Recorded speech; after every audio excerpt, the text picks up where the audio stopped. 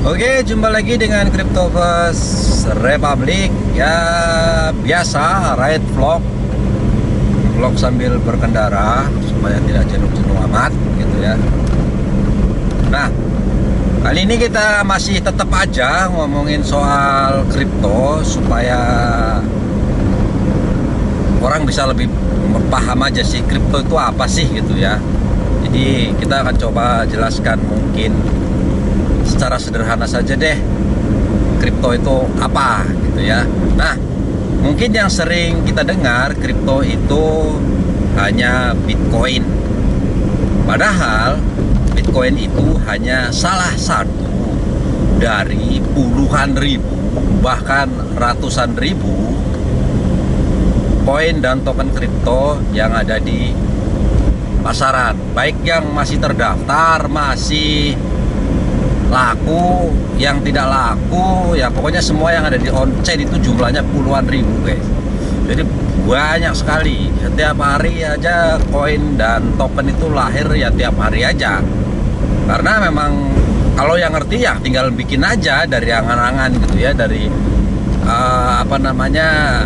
saya tinggal cari temanya apa, cari namanya, jumlah koinnya, bikin websitenya untuk supaya menarik, bikin, udah bikin sudah, tinggal dimasukkan ke DEX atau Decentralized Exchange atau pasar bebas. Karena pasar bebas ini nggak perlu aneh-aneh, nggak perlu izin siapapun, nggak perlu verifikasi apapun kecuali smart kontraknya aja. Asal smart kontraknya dicek secara otomatis oleh robot gitu, tidak ada indikasi scam ataupun manipulasi di dalamnya, nanti ya udah lolos aja, dijual aja di pasar gitu.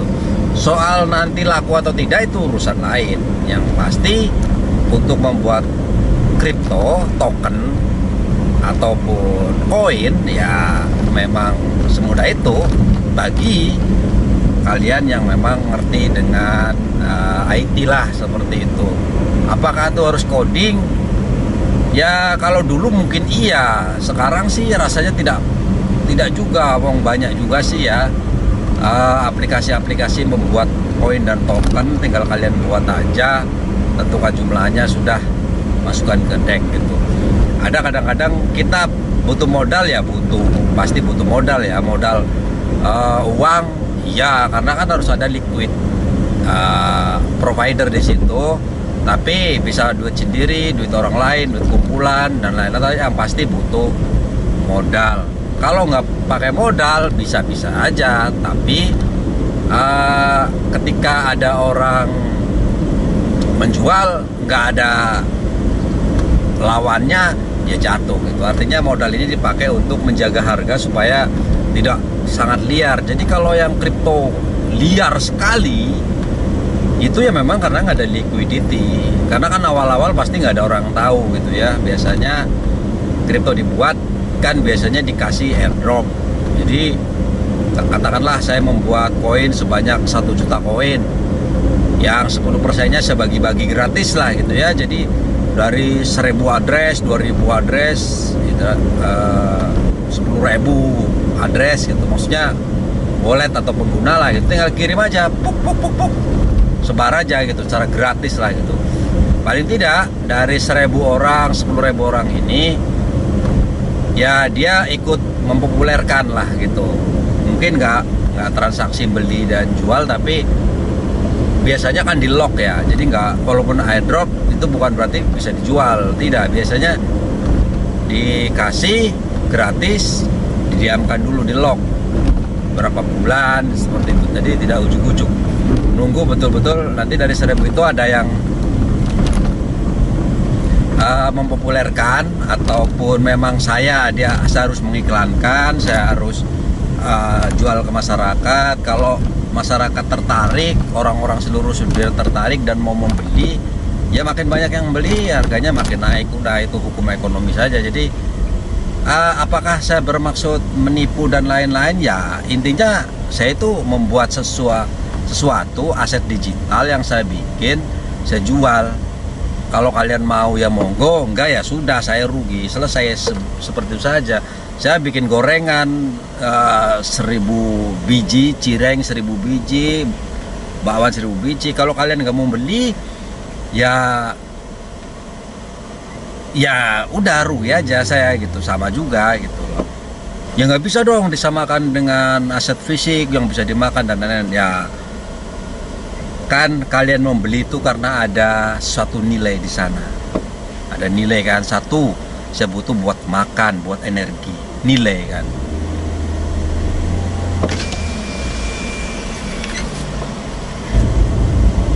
Saya bikin lukisan nggak bisa dimakan juga, tapi kalian mau beli karena ada nilai seni, ada nilainya di situ.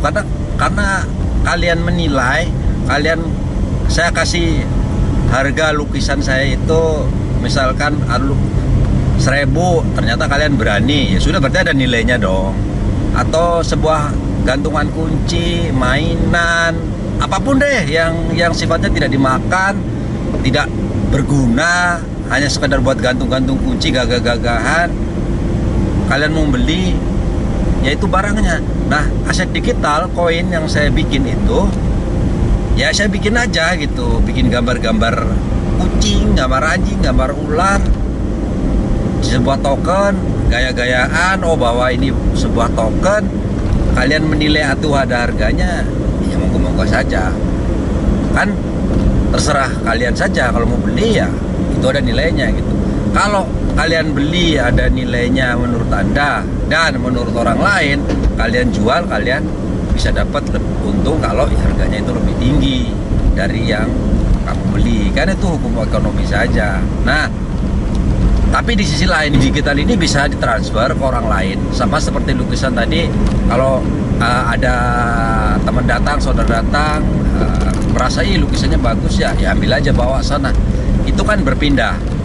Nah, token itu bisa berpindah secara digital. Jadi saya bikin, kalian membeli, kalian mau pindahkan ke temenmu, ke adekmu, ke saudaramu, dan sekedar dipindahkan itu bisa, tinggal berpindah saja, ditransfer gitu ya. Nah, sifat transfer inilah yang disebut jadi sebagai mata uang tadi. Ada orang bilang itu adalah mata uang kripto atau cryptocurrency. Padahal yang disebut currency adalah alat tukar. Ya kalau memang bisa kalian tukar, misalnya token ini memang berharga, kalian tukar dengan sesuatu, ya jadi alat tukar.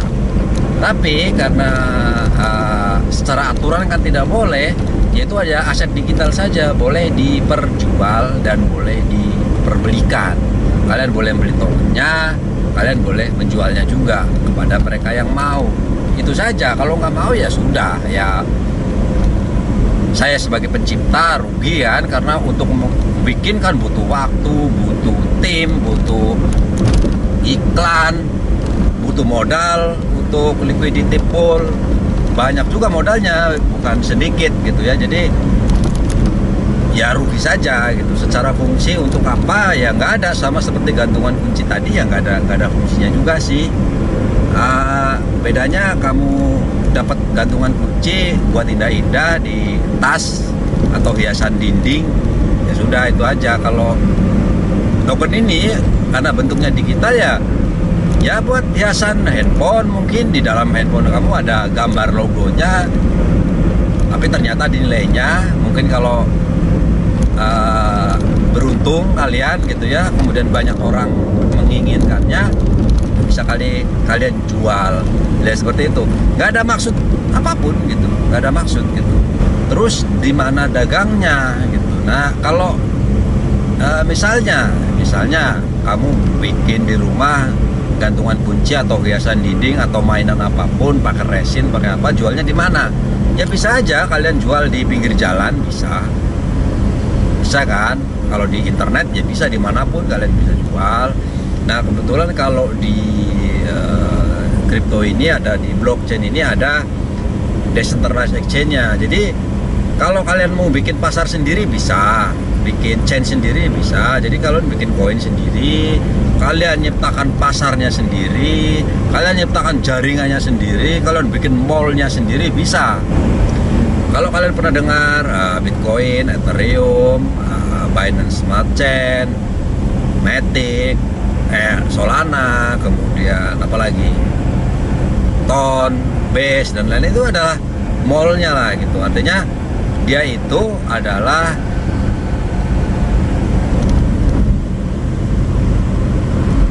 tempat di mana ada banyak token di sana gitu, banyak dagangan di sana. Jadi kalau kalian mau ngebikin sesuatu dagangan, suatu produk itu di bawah mall situ. Jadi kalau bikin token, saya bikin nama sendiri, misalnya Cryptoverse token, saya bikin numpang di Ethereum atau di Solana.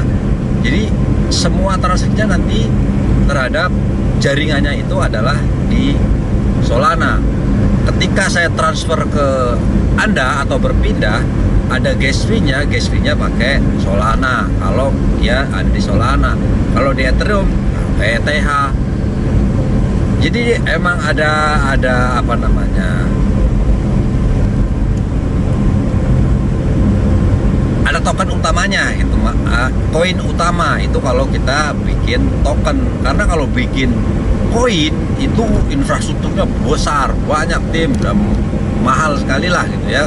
Kalau token kan nggak perlu bikin mall, kamu bikin mallnya sudah ada koinnya di sana. Kalau mau transaksi ya Pak, kalau bikin produk ya sudah di sana, belinya, jual dan belinya di situ, transfer perpindahan tangannya menggunakan koin yang ada di mall itu. Nah, seperti itu. Jadi simpelnya begitu deh, cuman hanya ditarik ke digitalnya aja.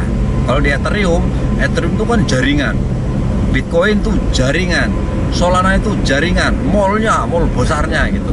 Koinnya yang ada di jaringan itu adalah Sol.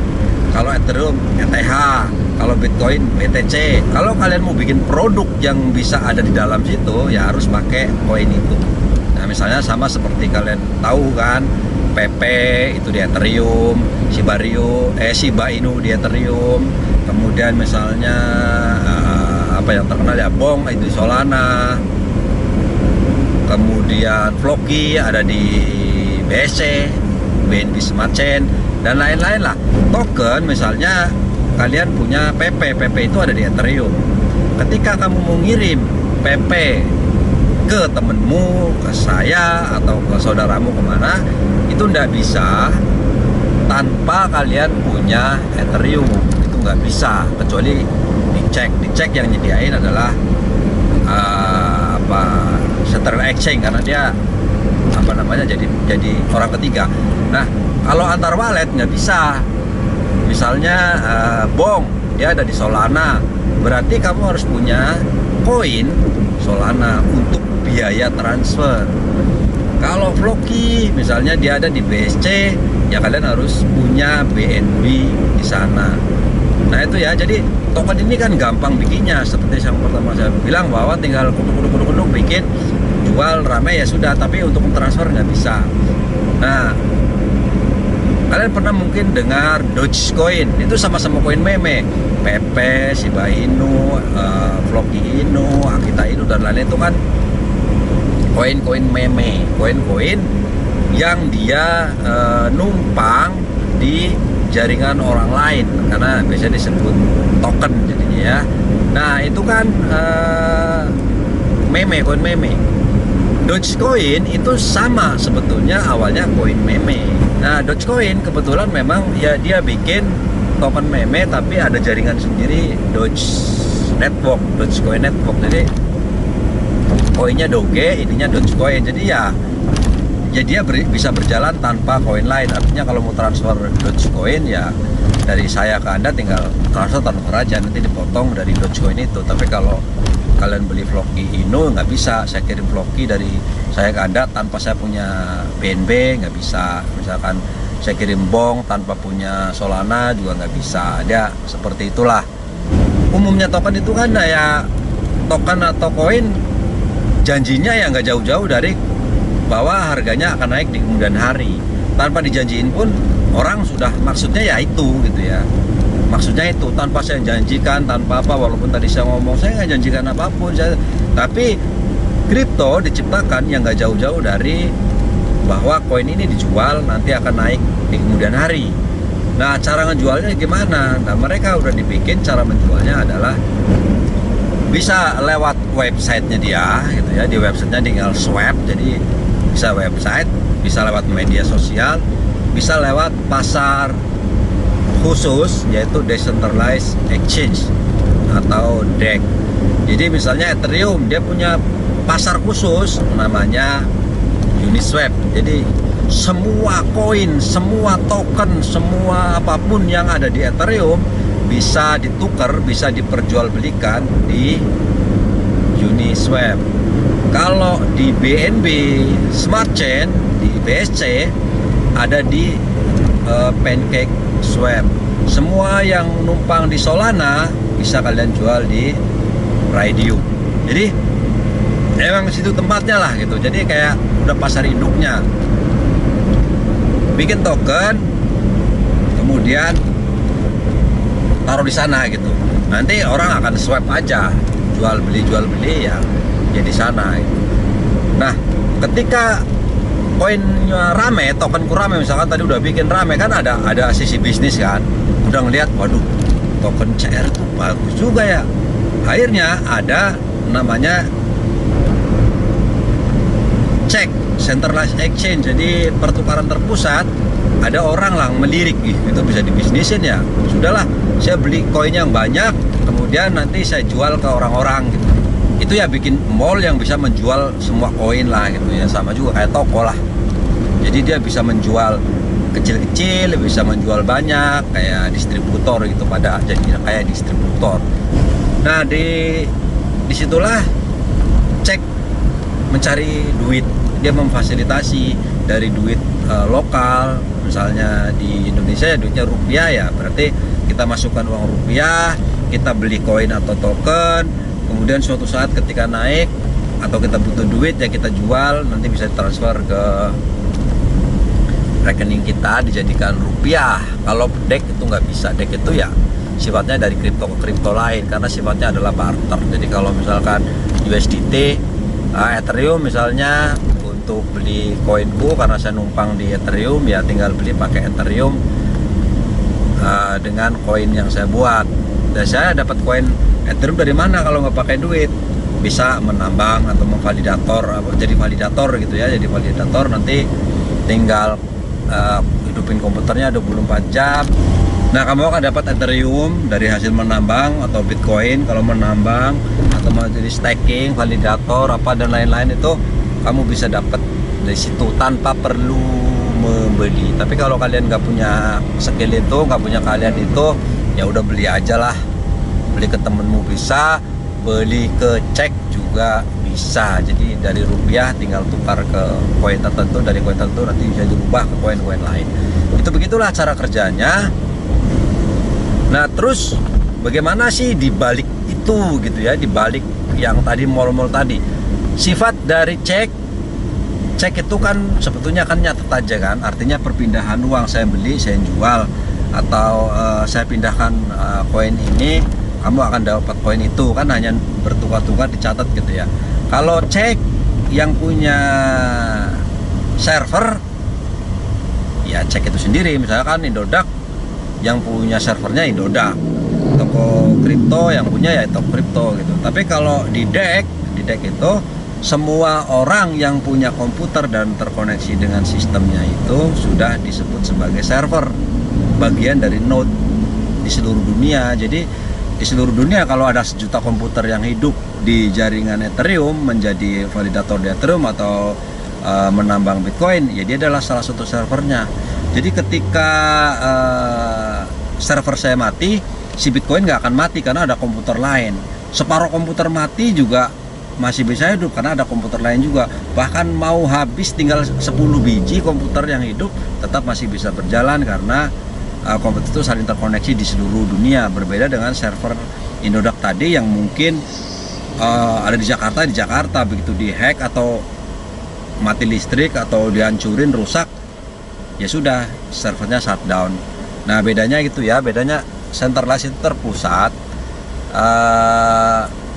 dimiliki oleh orang tertentu, institusi tertentu, sifatnya tunggal ya. Kalau mau dimatikan, mau diblok, mau diapa bisa. Kalau cek, kalau DEC nggak bisa, karena DEC itu sifatnya adalah decentralized. Semua komputer di seluruh dunia terhubung, dan walaupun dihancurkan semua komputernya, asalkan ada 3 komputer minimum, ya dengan requirement minimum masih bisa berjalan, guys. Jadi nggak akan ada matinya lah. Masa ya satu dunia mematikan bareng-bareng, kan nggak mungkin juga, nggak ada lah ceritanya itu, karena mereka juga punya kepentingan. Kalau ngidupin komputer itu bukan berarti ngidupin komputer, bayar internet, bayar listrik tanpa dapat apa-apa. Makanya menambang itu kan ada rewardnya, dapat duit. Jadi setiap transaksi dari perpindahan koin saya ke Anda itu ada gas fee namanya.